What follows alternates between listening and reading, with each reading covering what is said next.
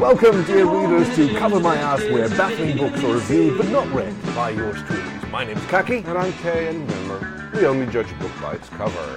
And we find ourselves once more amid the towering stacks of our library. Okay, Kay, come here, Kay. What's up? I'm ill, Kay. This is the end. This is the end. Did you catch the book plague? I have the paper fever. It's terrible. I've got bookmark delirium. Oh no! Come, hold my hand. Actually, it sounds more like you've got a case of paper. Sit by my I'm a lunger. Sit by my bedside, and I will bequeath to you my treasures. Should this be the last time that we meet, Kay? Should this be the last episode of our podcast? I want you to have my harpoon. Right. Yes, that's the ballpoint pen on a stick that I use for hunting bookworms. That's all for you. Oh, thank you so much. I shall treasure it. What else did I? Oh, my book teepee. It is waterproof now. So, but that's also all for you. Oh, thank you so much. Yes, I do have self-help books on aisle 14. I'll never make it. Maybe some essential oils. Oh, fuck that noise. That's what's so essential about oils? They smell nice. Yeah, that is true. Let's hope I make it, and that you don't need to bury me with my final treasure, which I will not bequeath, which is my iPhone that only plays the Fall Out Boy cover of Whitney Houston's "I Want to Dance with Somebody." Oh, I didn't know that was in Full House. Fall Out Boy. Oh. The band. Oh, sorry. I only know as a name. My maid mentally went to Fall Out Pit Boy. Yeah. It's hence the. Now that would be a useful device to have, because the reception in your library is not particularly good. So my iPhone is mostly for light and digitizing your index cards as I burn them. Right. There's a 7G network here, though. Yeah, well, that may be the problem. It's still an old-fashioned little 5S. Interesting. Okay, well, I'll see what 7G, I can do. 7G, you say? Yes. Technology has really moved on since I found myself stuck in your library 11 weeks ago. Yes. I'll probably need to get caught up on what's been going on. Maybe you can have a little primer ready for me that I can read as I recuperate. Right. Well, it shouldn't be too hard. Well, if we skipped 6G already and we're living in the future. Mm-hmm. Oh, come on! You're the current leading candidate for the Podcast Segway Award of 2019. Right. Speaking of future. Oh, right. Yeah. So the future is where we're going to go today with our book. Oh, what do we have for our readers at home today? Right. We have a book by Mark Adlard, and it's called Multiface. The ultimate experiment has been underway for 2 years, and now a final report from the honeycombed hell of Tea City, as the Ace book proudly proclaims on its front cover. And judging by the price, it's 70s, 80s, although the cover looks a bit more modern than that. It looks like a modern throwback to a 70s aesthetic of a 50s futurist version of 1920s slapper aesthetic. Art Deco via Art Nouveau, via pop art, and via 80s, 90s nostalgia. I know some of those words. 80s and 90s. Yes, those are my other ones. Both of those. For the readers at home, if you look on your podcasting device right now, you should be seeing the cover of today's book, and if not, check the show notes for an image and the link, because there's a lot going on in this cover. There is a race car, obviously. A space car. Space car, yeah, I suppose. Well, look at it. I mean, it's got wheels, but it's got jets coming out the side, firing flames. It's got multiple front lights. It's got this sort of ram scoop with stars in it. It's gleaming like a chrome Batmobile. And it has a very determined tweaking his ears off main character behind the wheel, as far as I can tell. He is. Well, certainly this woman in the passenger seat. Yeah. Sporting a lot of roaring 20s aesthetic, as far as I can tell. Oh, yeah. All done up in pink. She's got a glampane glass that she's sloshing all over the place. She's kicking a shoe off. There's some other cars in the back, so... They look much more conventional than this one. They're kind of boxy. Oh, I wouldn't say so. One of them has a tail fin, but either it's supposed to be a fancy town car or the space future equivalent of a Lada. In fact, it says exit number 7, but we'll get back to that later. There's a bit of a thing. I have no doubt that we will. A bit of a thing going on about that in the book. Let's see what comes up in your notes versus mine. Well, it's not like we've both read the same book. We've both read the same book. That's right. We just maybe focused on different things. So the thing is about the fact that it says exit 7 is that the Tea City is clearly described as having the highway with no off ramps. Ah, yes, because oh my God, these notes are so good. Because it's set on a tiny ring world. Judging by the curvature, they would be on the outside of the ring world, which would make it very hard to keep the car in place and to race along. But I agree. Well, yes, but that's because our hero is a gravity mechanic. Well, that explains why the glam paint is going all over the place. Exactly. Otherwise, it'd be rather awkward to be driving there. Hanging in a harness upside down, essentially. That would be like... Oh, like one of those roller coasters. There's another possibility. Maybe it's not just one ring world, but multiple, as in ring world, Dyson sphere, ring world, Dyson sphere. I was more thinking like a Moebius Ring-World. Oh, that is it. I'm going to remove my note because I think I misinterpreted this Moebius Ring-World. For the readers at home who may not be familiar with this kind of bizarre architecture as I am, can you describe how you make a Moebius ring? It's usually described as a Lemnis-cat. It's like a figure 8 shape, but that's because... Meow. Right, so... Pardon the interruption by not me, but our little librarianess. Who is... Yes. Apparently sleep mowing again, because I'm... So it's usually depicted as a figure 8. It's also an infinity symbol. You take a strip of paper, and you give it a twist, and then you attach the ends to each other. So and then an ant walking on one side. Exactly. Well, there is only one side. Now, you could do that with a ring world, too. If the plane of the ring world had symmetrical gravity generation... Traditionally, the idea behind ring worlds is that you don't need gravity generation because you just, spin them slowly, and therefore... benefiting from the centripetal? I'm saying that right? I think so, yes. But again, the same thing would go here. You'd have because of the Moebius effect, the twisting around and the rotation would create an even more complex day and night feature. Plus, it would be also much more interesting for the racers because they would have to transition between outside and inside as the like one of those NASCAR tracks that exactly. then loops in on itself. They have an interesting sort of geography where different layers of the... How would you describe this? It's almost like rope licorice, except of course they're all discrete loops. Fruit by the foot or something like. Fruit by the foot. Fruit by the fruit. That sounds Canadian. Oh no, I'm not going to be racist on our show. We love our Canadian. Have you heard about Spocking?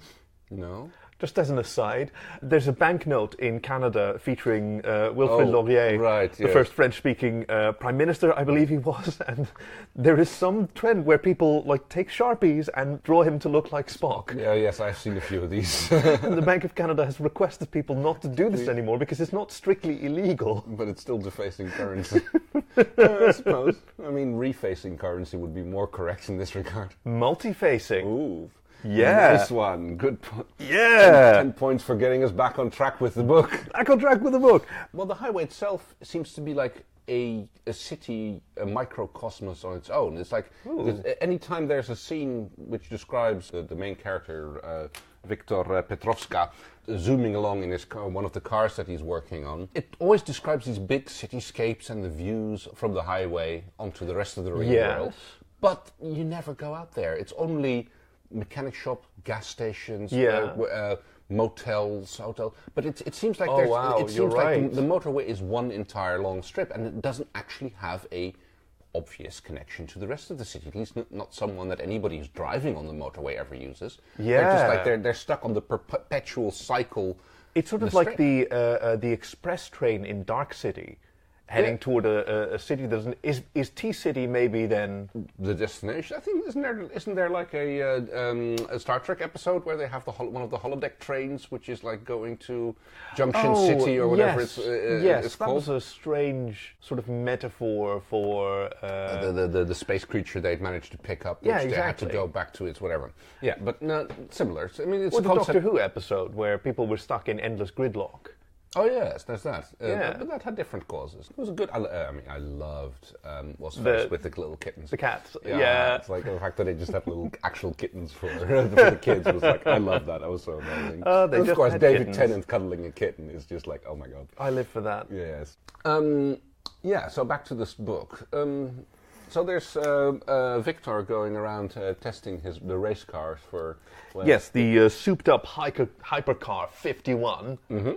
Yeah, there's something about that I don't know. It's like this thing that everything has to be exaggerated. I guess. Yeah, this is the style of that kind of exuberant sci-fi where less of the focus is on the science. I mean, yeah, there's some hard sci-fi concepts like the synthetic gravity and the ring world, but mostly it's just kind of to show cool tech. Right, yeah, it's like look at this thing happening in this strange place, when the rest of the book really is more of a mystery, mafia, crime novel. Yes, exactly. But, I mean, this is true for a lot of highly popular genre fiction. Dune, for all its complexity, is still a feudal, a medieval story.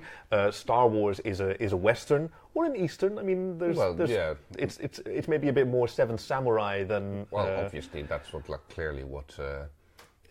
Spielberg was inspired by... was Spielberg? No, George Lucas. I always get those two confused for some reason. A lot of people do. I don't know why. One of them's hugely successful and the other one's very popular. Well...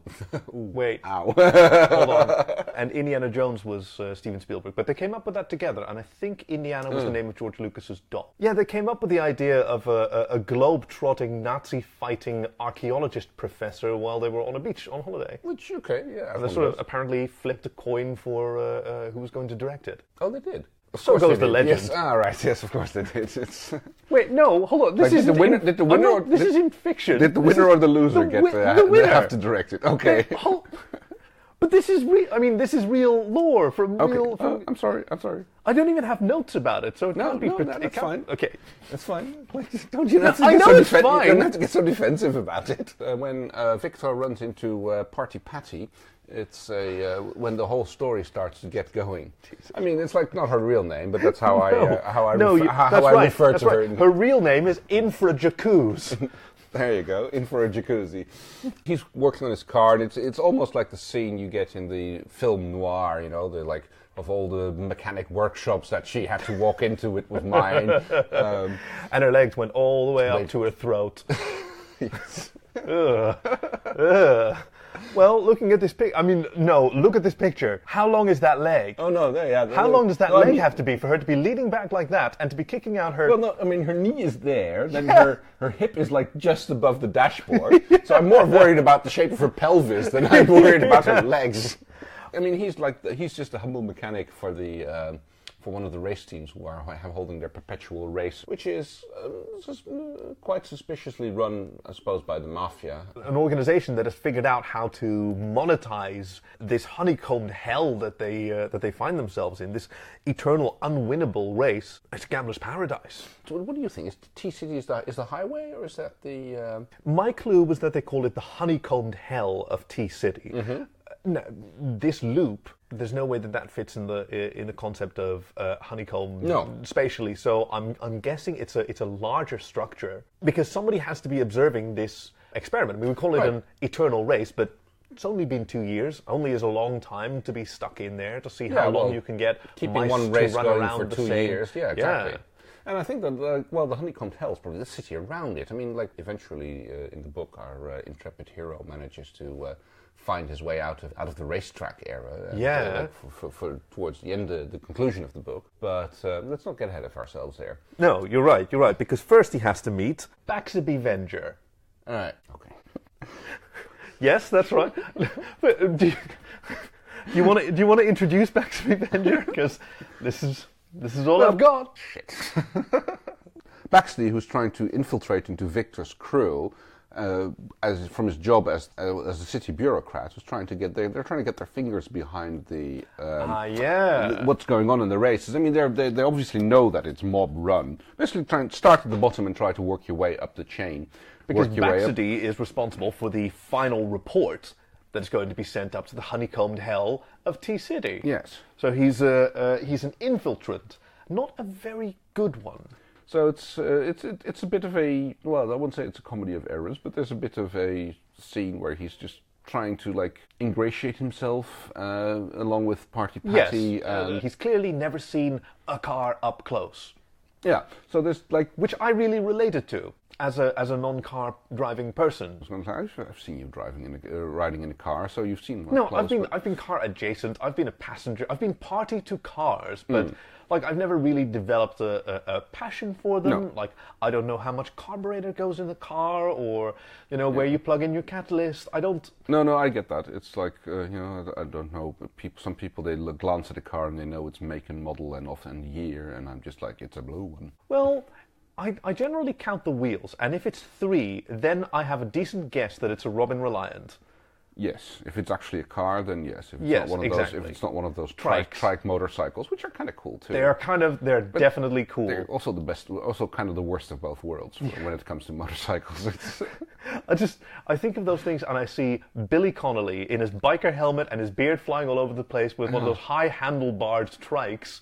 Yeah. Like he had some kind of Harley Davidson. That was when he was touring New the Zealand, world wasn't tour it? of New Zealand, Right. where he met the queen of the Maori. I and don't remember that episode. But it was great. It was a big tall gentleman performed a haka. Across the field, and then he sang a bawdy Scottish song in return. Oh, well, that seems like cultural exchange to a T. See, City. I love that. Oh, and the Segway Award goes back to you. It feels like we're serving it back and forth. Yes. Baxady and Party Patty are the ones who introduce Victor. Actually, I wouldn't say introduce him, but pull him out of his comfort zone, working as a just like a wage slave mechanic, into the secret face-changing crime ring that runs the Ring-World. Yes, the secret face-changing crime ring. Wow, we're really good at these notes. I seem to improve in my responses to these notes every time that we do it. So once again, yes, the secret face-changing crime ring. No, I'm looking at my notes. I don't have anything to add to that. Yes, well, led by Zediger Malum. Right. It's funny how this book has so many extremely fanciful names. Yes. Especially the ones that appealed to me and that I wrote down in my notes. And some of them fairly conventional, Party Patty. I guess they're trying. Party Patty is like, remember, it's like what I like. Nickname, yes. What I like to call her, since she's like obviously the party she's gal. She's a slapper, yeah. She goes on and like she's a bit of a wild child. There's nary a scene in the book where she isn't holding a glass of something or the other. It's a bit like Archer in that regard. Well, she likes her glampane. She likes her gin is a popular one. What else did he? Glisky, that's right. What else do they drink, hey? What else do they have serve at the bar? Well, they have Calvatres. Yes. Yeah. And of course they've got the fancy drug bowls, which everybody likes to partake in and get a good snootful of some sort of vapor that's curling out of the. They do vape a lot of booze, don't they? They do. It's like, I mean, I would if I had the chance. Oh hell yeah! It's just a shame that I never got to go to that gin bar. Where they basically you basically got to wear like one of those paint suits, and they just basically filled the air with gin vapor. Whoa! Apparently, you got really smashed in about 10 minutes. Whoa! Just osmoting it through the soft tissues of your exposed eyes. No, and just inhaling it. Does it pass the lungs? Alcohol? Oh. Well, yeah, of course. It's probably just like soak in through your. Aola, no, not aola. Those are nipples. Aioli? Aioli? No, that's alveoli. Alveoli. That's the word I was looking Tortellini, I think you were looking for. But there is, of course, one more character that has really. Victor Petrovska is the only character here with thematically a single face. Yes. We have Baxady Venger, who's secretly an infiltrant from the bureaucracy. We have Zediger Malum from the secret face-changing crime ring, who literally does that. But we have one more person who is a multi-face thematically. Why don't you introduce him to our listeners? We already have. It's in for a Jacuzzi, the Party Patty, who is in fact an avatar for the citywide AI in charge of the bureaucracy, who has taken physical form, apparently not too well. So as you mentioned, the pelvis is way out of proportion, and maybe Victor Petrovska was being literal when he said that her legs went all the way up to her throat. Which and it's about time that we talk about the ending. Kay, do you want to talk about the ending, or do you want to leave it to me? Victor gets drawn into the more underworld, above world, really, which is a bit of a flip over thing, which I kind of think ties in very nicely to the Moebius strip. I'm thinking more, the Lemnis-cat meow. Yeah, exactly. Got in one more there. This is a comedy podcast, after all appearances to the contrary so far. So yes, he gets like the whole twisting of what is the above world and what is the underworld gets a little bit torn topsy-turvy by Zedinger when he gets Victor out of his little safe shell, or Victor just starts to realize what it is that he's actually working on, and has to decide whether or not he wants to commit himself to the system, become a made man essentially, and work for the syndicate, or if he wants to like throw up a valiant but essentially pointless fight against these various rival systems which are so far above which are so far above his head that he doesn't even comprehend them, let alone. So he seizes the moment. He seizes the opportunity. Make hay while the sun is what's the gather ye rosebuds while ye may. It basically means the same thing. Make hay while the sun is shining. Yes. He has a cool car. He has the interests of a lady that he's very interested in himself. Even though he doesn't know that it's the city AI who is just like trying to figure out what the hell is going on and why none of its plans why none of its plans are working, because the crime syndicates are working against it. Well, there is one question that it's here to solve. That sort of relates to when Harry met Sally. Yes, explain this to our listeners. Yes, our readers at home surely know that. I mean, I had the notes, so I've got to use them. Okay. No, when Harry Met Sally was a film that posed the question. Can men and women ever just be friends? Oh, okay. I never actually saw the movie. I only know the famous scene in it, but go on. Well, the famous scene indeed. So we have the city AI, which works together with the bureaucracy and is worked against, as you mentioned, by the crime syndicate. But it's going through a bit of an existential crisis, and that's why it manufactured Jacuzzi, the party patty, the anatomically incorrect party femme fatale. Yeah.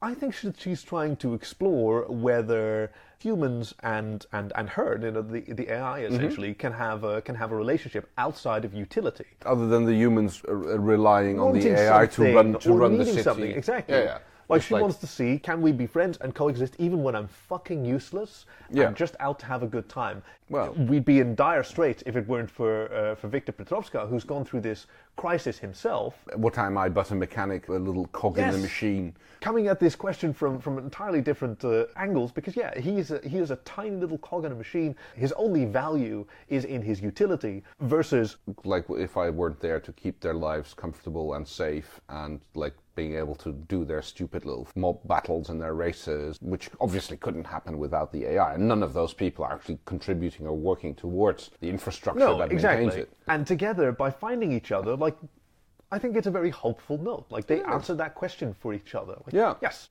Even if he's not a mechanic, even if he's not an amazing driver, like, he can nick this car that he's been working on, and he can take this girl that he likes. And he zoom around and drive it along the motorway for as long as he needs to. It's like a happy end version of Thelma and Louise, where they, instead of driving off the cliff, they go... Oh my God! They just drive to a motel and go on nice dates. Yes, exactly. Now, in this version of Thelma and Louise that I'm really into, what happens with?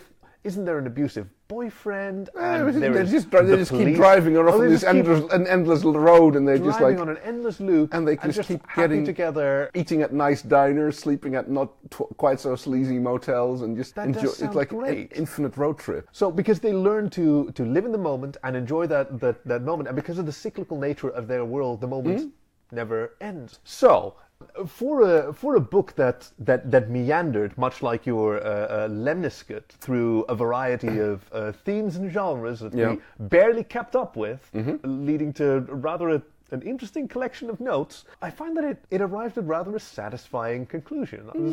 I always like an upbeat ending. I didn't quite enjoy the faux science fiction setting. It didn't contribute very much, I think. It could have been...